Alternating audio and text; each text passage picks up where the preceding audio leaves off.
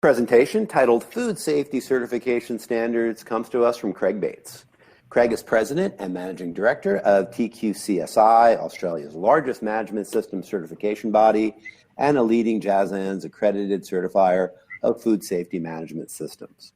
Craig has coordinated the quality assurance, microbiological testing, and internal investigation of a number of serious food poisoning outbreaks in Australia, including salmonella poisoning resulting in multiple hospitalizations and the poisoning-related death of a child in 1999.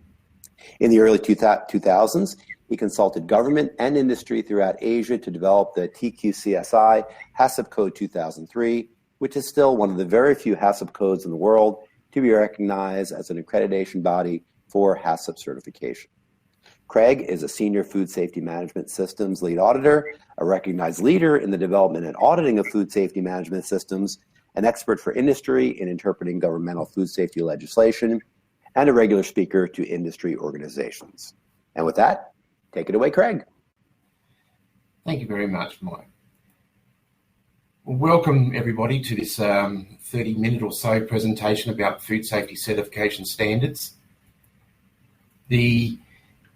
I'm recording this from Australia, and we're hitting summer here now, and we're in the height of the bushfire season, and Australia certainly is burning up. But I'm not sure what that has to do with the food safety certification standards, but it's all over the news, so I thought I should share it. What are we going to discuss today? I want to talk about HACCP and where it came from, then talk about ISO 22000, particularly the PRPs, OPRPs and CCPs, talk about the latest standard FSSC 22000, and then during that presentation discuss how the HACCP plans evolved to OPRP CCP plans and now what we're generally calling hazard control plans. I'll then touch on the changes to the latest standard for ISO 22000 and the latest standard for FSSC 22000, and then what those extra programs or plans that are required by the new FSSC 22000, particularly food defence plans, food fraud mitigation plans, allergen plans, and environmental monitoring plans. So what are the options? There's basically three options for third-party certification. HACCP, which is really the control of significant food safety hazards. Most often, though, that certification is unaccredited. The international accreditation standard is ISO 22000, which really is the latest version, is an excellent standard. It embraces a management system approach to controlling significant food safety hazards and facilitating continual improvement. And then there's the best practice standard, if you like, which is FSSC 22000, which is the highest level of certification, and it combines ISO 22000 and the best practices for the respective industry sector. So where did it start? What generated all this business about food safety? Well, in the late 1900s, food safety became more and more important to us. As we know, the world is getting smaller. People are travelling more. 20 to 30, 40 years ago, people started travelling internationally a lot more. There was a lot more emphasis on international trade in the interest of the World Trade Organization. We're moving to weaker immune systems in the communities. There's changed eating habits. We all seem to be eating a lot less home-cooked meals these days and eating out in a busy lifestyle. And of course, those pathogens are mutating, and there's new pathogens coming along. Higher community expectations, and of course, bad news spreads fast. And all this means is that food safety is becoming more of an issue for us. And that, towards the end of the 1900s, it meant we had to start thinking about how we can prove to our customers that we're doing things safe. So many countries started to establish regulations or even standards to govern food safety. Here in Australia, in the end of the 90s, the Australian New Zealand Food Standards Codes was reborn with brand new streamlined rules for food safety. And many other countries did the same thing. often those countries were legislated. So in Taiwan, for instance, what we would consider basic GMP practices were often legislated. And often these requirements were based on Codex Alimentarius HACCP or good manufacturing practices. And of course, the FAO, the Food and Agriculture Organization of the United Nations, which has a focus on food security, and the World Health Organization requirements were becoming more and more important to us. And there was a move to introduce uniform standards. More importantly, for some, customer and regulatory requirements arrived for HACCP certification. So they recognised that the Codex Alimentarius method of HACCP was important and was a way of controlling food safety. And so the Codex Alimentarius Commission has promulgated a myriad of standards which are listed there in that website link. And the most relevant one to us is their HACCP guidelines. So HACCP, hazard analysis critical control point. Perhaps a definition of HACCP might help us. HACCP can be defined as a system which identifies, evaluates and controls hazards which are significant for food safety. That's Codex's definition. Another one, perhaps, a system of identifying where potential hazards can occur in a food business, evaluating them, preventing them occurring in the first place, monitoring them, having an action plan if they do occur, and preventing them occurring again. HACCP was about identifying the risk of a step in a food business and treating that risk as either a control point or a critical control point. There's 7 basic principles of HACCP that would govern how we address this food safety approach. One was to conduct a hazard analysis. What are the hazards in the business? Determine those that are the critical control points, CCPs. Establish the critical limits for those critical control points. Establish a system to monitor the controlling of those critical limits. Establish corrective action to be taken when the monitoring indicates that the CCP is no longer under control. And establish procedures for verification to confirm HACCP is working effectively. And 7, establish documentation concerning all procedures and records appropriate to these principles. So basically the Codex Alimentarius way of doing HACCP drove us to having a uniform approach to HACCP planning throughout the world. However, HACCP isn't an international standard, and the Codex Alimentarius HACCP is merely a guide. And so what that meant was that HACCP certification requirements were based on something that only the certification body would allow. So some certification bodies just use a checklist approach. There was a lot of variation in what was required in HACCP certification. And only a handful of those accredited codes in the world were transparent to the customer and the auditor alike, so that there could be some approach to uniform requirements for HACCP. One of those was the Dutch HACCP and the other one was our code, the TQCSI HACCP code. So we needed to document a standard to ensure credibility for all around the world, and there was a desire for an international standard. So essentially we had arrived at HACCP. It was a positive step to ensuring food safety. Requirements for HACCP certification meant there was an improvement, but it wasn't standardised, and we really needed an international standard. And so along came ISO 22000, the 2005 version, the first international standard titled Food Safety Management Systems Requirements for Any Organisation in the Food Chain. And it was the first international food safety standards that, despite some reluctance, in the early days, ISO queried why we need a special standard for food safety. After all, 9001 is a risk-based approach to your business. But after a period of time, it was published in 2005, and The trouble was that initially many people considered ISO 22000 to just be ISO 9001 and HACCP, but it wasn't really. It was food safety based on ISO 9001, but it was a continually improving management system with internal audits, management review, etc.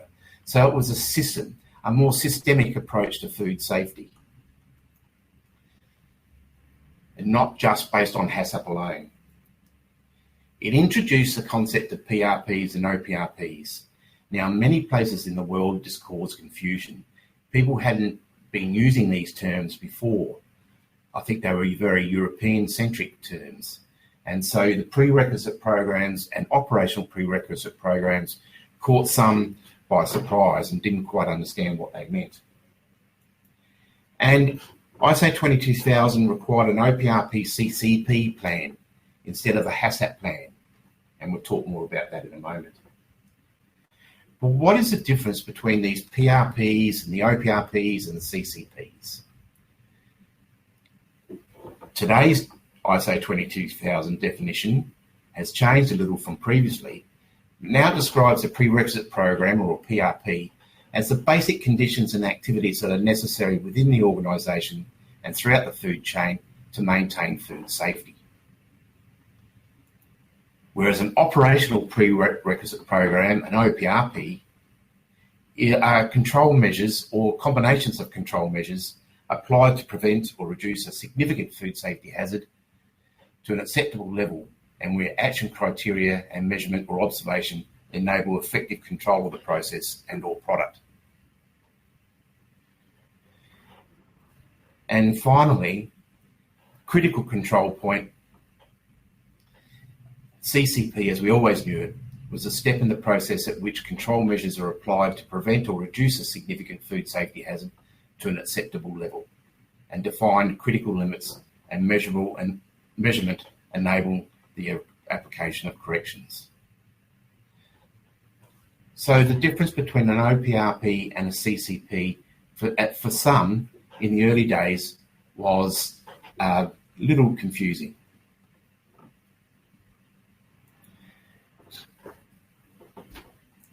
But essentially, a PRP are food safety practices relevant to a particular industry sector.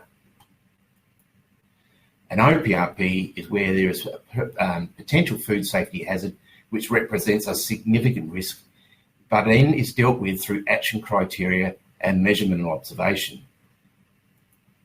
Whereas a CCP is also where a potential food safety hazard represents a significant risk through critical limits and measurement. So there was a subtle difference. And classifying those hazards as OPRPs or CCPs, which was what was really required by ISO 22000.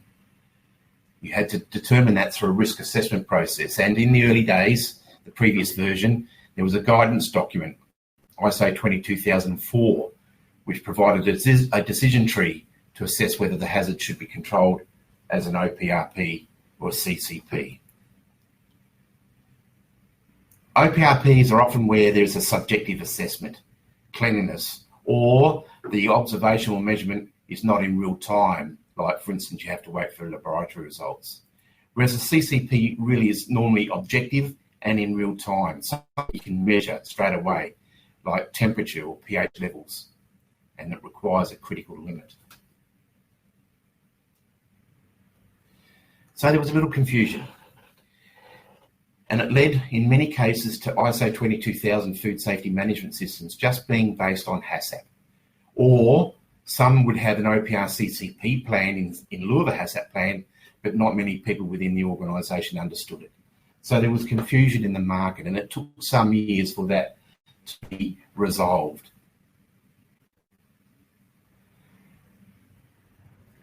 Around about the same time, the Global Food Safety Initiative came into being. As we all know, there was a plethora, there still is in many countries, a plethora of food safety standards, and there were lots of multiple food safety crises that encouraged larger organisations in the world to join together in what's called the Global Food Safety Initiative. And you can learn more about the GFSI at www.mygfsi.com. But essentially, the GFSI organisation benchmarks food safety programs to satisfy all requirements. So they have established that there are 11 certification programs now that meet the GFSI requirements, so that hopefully suppliers only need to be certified to one of those programs to satisfy all clients. That's the aim. Those certification product programs include BRC, Global GAP, and FSSC 22000. But all these programs must reflect the GFSI rules. FSSC 22000, though, is the only management system-based program, which makes it very attractive. So let's learn more about the FSSC 22000 program.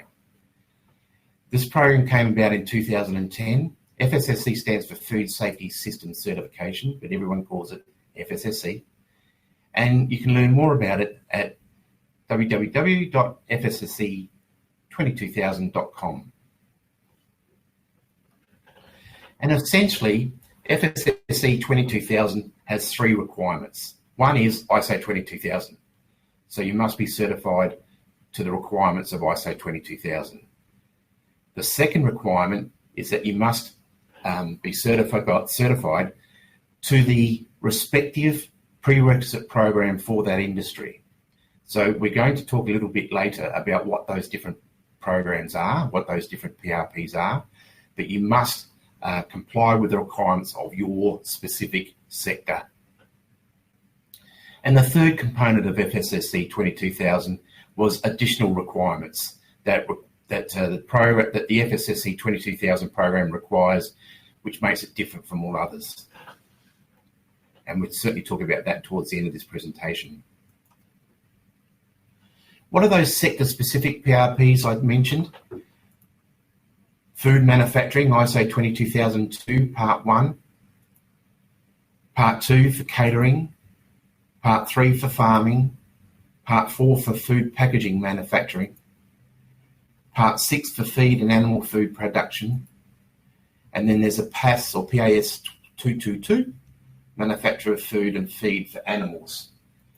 And there's another standard, or PRP I should say, NTA 8059, transport and storage. So these PRPs, freely available, are standards or requirements of an industry sector which must be enforced by the business who is implementing FSSC 22000.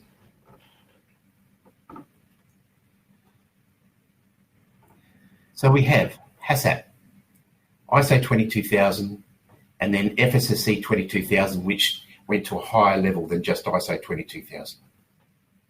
And various customers and government regulators may require various levels of certification.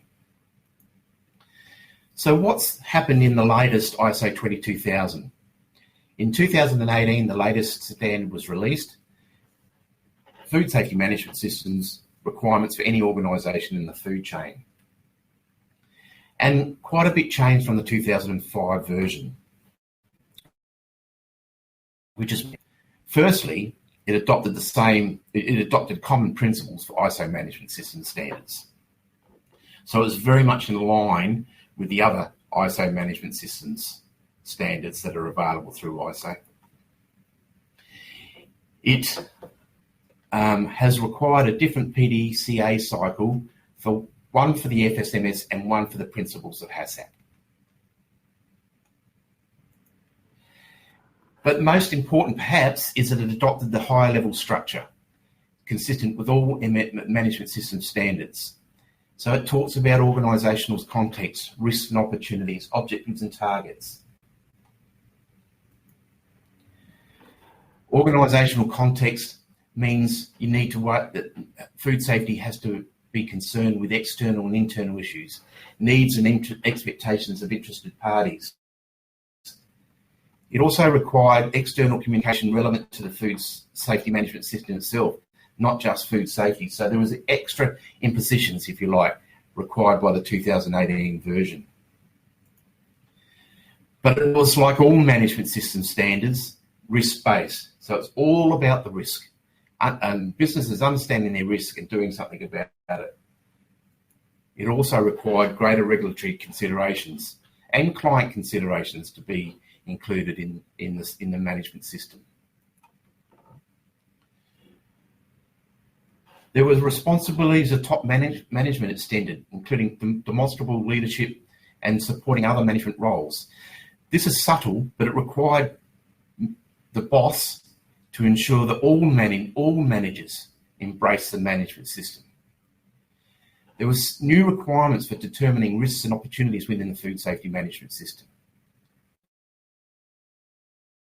Identifying objectives, you had to consider the food safety, statutory, regulatory, and the customer requirements when developing those.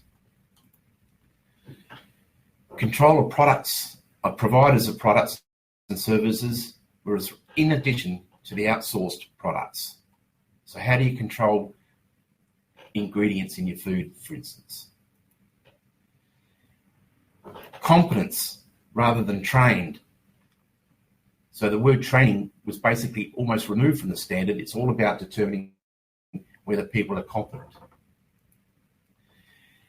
And staff had to be aware of the policy, objectives that are relevant to their work and their effect of non-conformance, how their work practices could realise non-conformances.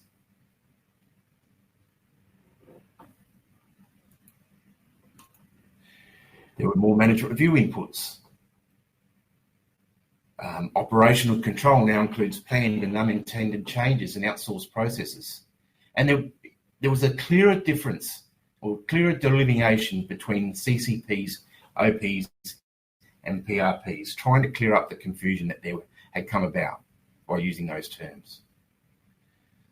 Control measures were to be managed as OPRPs or CCPs. So for those significant food safety hazards within a business, they had to be controlled by either an OPRP or a CCP. And OPRP corrective action, if you like, is now termed action criteria, whereas we use critical limits in the same way for CCPs. And we now use the term hazard control plans. We once used hazard plans. Many of us changed to OPRP/CCC plans when ISO 22000 first came along. Now we're encouraged to use hazard control plans as a terminology for these assessments.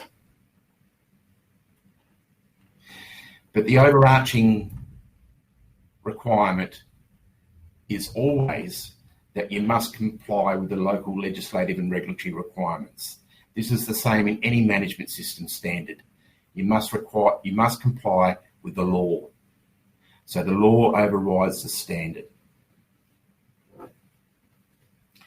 So these hazard control plans that we talk about now in ISO 22000 and the 2018 version, they're similar to the previous requirements for OPRP and CCP plans, but there's a different risk assessment approach to identify whether a significant hazard should be controlled as an OPRP or a CCP. This is the biggest change in the standard. And the name change to hazard control plan is really just to resolve any confusion. So the OPRP and CCP risk assessment, that's the crux of the plan, to determine if a significant hazard is to be addressed through an OPRP or a CCP. As we said before, in the earlier version of ISO 22000, there was an OPRP CCP decision tree, actually in a publication called ISO 22004, which helped us with this decision-making process. That's no longer applicable. Organisations must determine their own risk assessment process. And moreover, it must consider ISO 22000 clause 854, where it talks about the likelihood versus the various factors of severity of the failure of control measures, and includes the feasibility of monitoring. This is probably the most difficult part of ISO 22000 for a client to understand. and it takes a little bit of planning to try and identify whether a risk is to be addressed through an OPRP or CCP and take into account those requirements of Clause 854.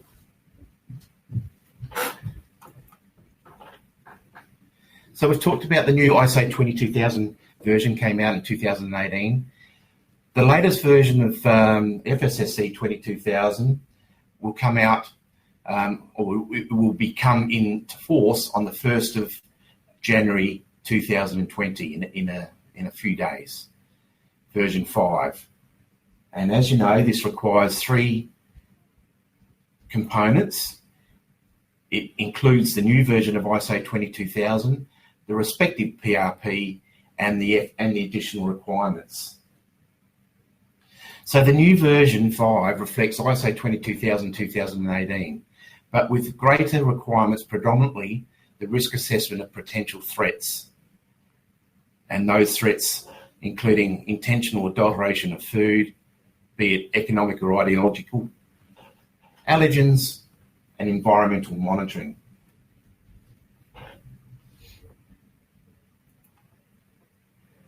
So the new requirements, due to the GFSI requirements, so GFSI has also changes, so their requirements change from time to time, and so the version 5 of FSSC 22000 picks up on those new requirements. And it's based on 22000, the 2018 version, therefore it requires hazard control plans.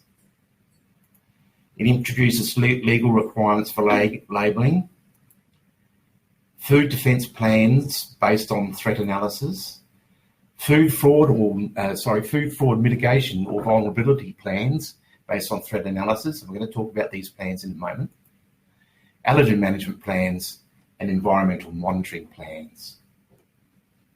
Now, the documentation for FSSC is now a little clearer. It's all on the website. The Scheme 5 documentation consists of 6 parts: an overview, requirements for, second part is the requirements for organisations to be audited, third part is for certification processes, fourth part is the requirements for CBs, fifth part is the requirement for ABs, and the sixth part the requirement for training organisation. And then it has definitions and references and some annexes which it refers to within the documentation. And those documents are available at that website on your slide. So, we now know what ISO 22000 requires and what PRP is relevant to a particular business. But what are these additional requirements that I've spoken about? These FSSC 22000 additional requirements.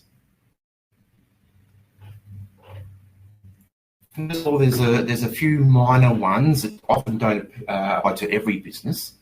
Management of services includes requirements now for external laboratories which are used for food safety. So if you're a business that uses an external laboratory, there's an extra requirement within there. Product labelling, labelling according to applicable food safety, including allergens, statutory and regulatory requirements in the country of intended sale. There are rules now for logo, there always were rules for the use of the FSSC 22000 logo, but it's now quite specific that it can't be used on labelling or packaging. And there are rules for formulation of products and for transport and delivery. But the more pressing additional requirements are in the plans that are now required. So there are FSSC 22000 version 5 now talks about food defence and the threat assessment. So businesses must now conduct a threat assessment to identify and assess potential threats and develop and implement mitigation measures for those threats. And then they must develop a plan to document that measurement, covering the processes and products of the company. That plan needs to be integrated with the food safety management system. And of course, it must be compliant with the law and be maintained up to date. We're going to talk a little bit more in a moment about the difference between food defence and food vulnerability. Another requirement of the new 22,000, FSSC 22,000, was that food fraud mitigation, there needs to be a vulnerability assessment. We need to conduct a food fraud vulnerability assessment to identify and assess potential vulnerabilities and develop and implement mitigation measures for significant vulnerabilities. And there needs to be a plan, often called a food fraud mitigation plan, or sometimes a food fraud vulnerability plan, documented to cover the processes and products. Again, it needs to be integrated with the food safety management system, must comply with the law, and must be maintained up to date. So these are two additional plans that need to be covered and needs to be in place for a company to be certified to FSSC 22,000. Also, there's more emphasis now on allergens, and there must be a documented allergen plan which assesses the risk of potential sources of allergen cross-contamination. And those control measures must be in place then to reduce or eliminate the risk. And finally, there must be environmental monitoring. So there must be a risk-based environmental monitoring program, which is a documented plan for the evaluation of the effectiveness of all controls on preventing contamination from the manufacturing environment, including the evaluation of microbiological allergen controls. And most important there, that this monitoring plan must be provide data which is then reviewed to identify trends.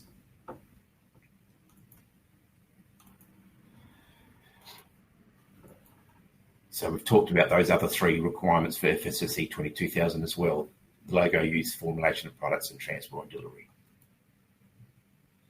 Let's just talk for a moment about food defence versus food fraud, because this is a significant new requirement for FSSC 22,000, where we have to have a food defence plan and a food fraud plan, or food fraud mitigation plan. So HACCP has always looked after the food safety side of things. But now we're also worried about motivation from an economic point of view, which might cause food fraud, or an ideologically driven motivation, which might cause harm, which would be which might result in a food defence plan. And we see many of these types of issues all around the world. Interestingly, a food defence plan, a food fraud plan, might also be required by ISO 22,000, because ISO 22,000 requires clients to assess their risks and opportunities. And indeed, if they consider that there may be harm driven either ideologically or economically to their food safety, then they should then put in plans to mitigate those hazards. This slide sort of, under the umbrella of the food safety management system, identifies the three different types of hazard investigation. So HACCP, the old HACCP that we know for food safety, and then they introduce TASAP and VASAP. TASAP for food defence, VASAP for food fraud, threat assessment and vulnerability assessment.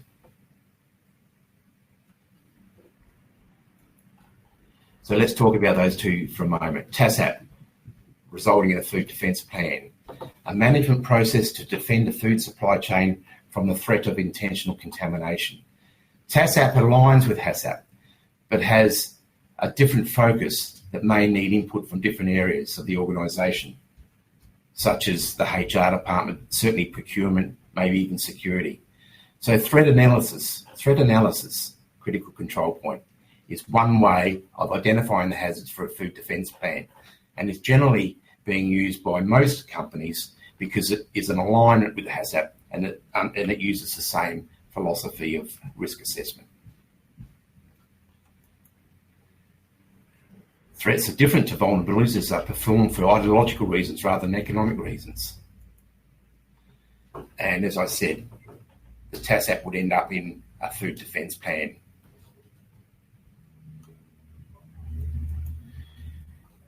What sort of threats would we think of for food defence?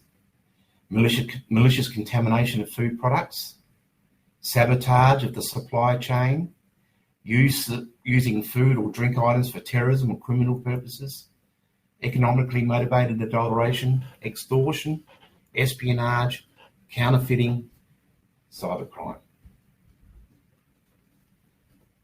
Now becoming more and more important to us as we live in this changed world. What about HACCP then? Food fraud.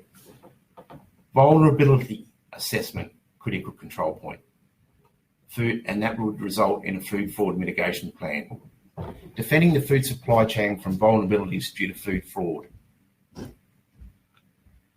Shifting focus from risk to vulnerability, and documented in the food fraud mitigation plan. What are we talking about when we're talking about these vulnerabilities? We're talking about substitution, dilution, counterfeiting, unapproved enhancements, concealment, mislabeling, grey market products, production and diversion. And there are lots of examples, aren't there, around the world where this has happened, sometimes at a huge scale.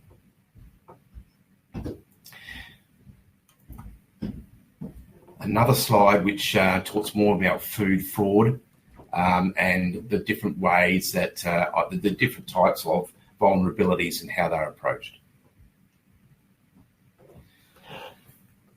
So the Food Defence Plan, Food Fraud Mitigation Plan are two large plans required for FSSC 22000 certification. We also talked about an allergen management plan, what allergens are in the business. All potential allergens need to be considered. There must be a risk assessment like everything in our ISO management system standards. Those control measures that are implemented then to contain those risks. Obviously, people have to be trained. Often allergen management plans will require labelling requirements, and it must be documented and regularly reviewed. So now it's a formal plan that's required of FSSC 22000. And finally, an environmental monitoring plan. So as per clause 8.8 of ISO 22000, verification has always been required. We always had HACCP verification schedules, didn't we? But now we need to have formal plans establishing the monitoring requirements.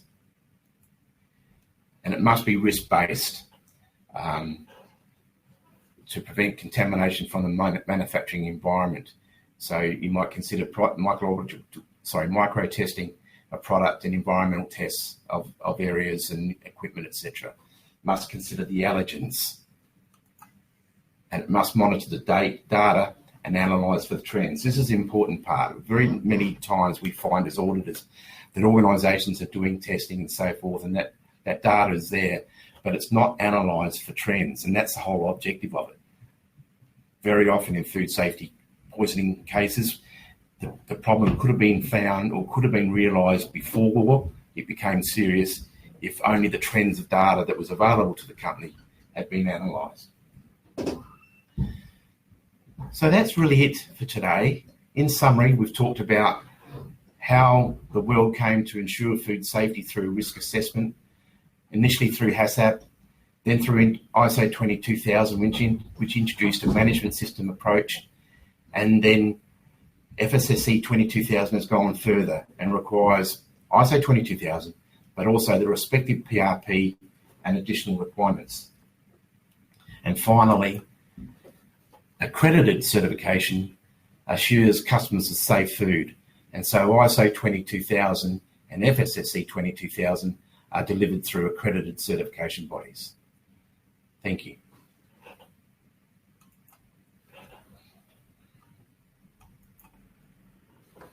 And thank you, Craig Bates, for that very thorough overview of food safety standards. That concludes this presentation.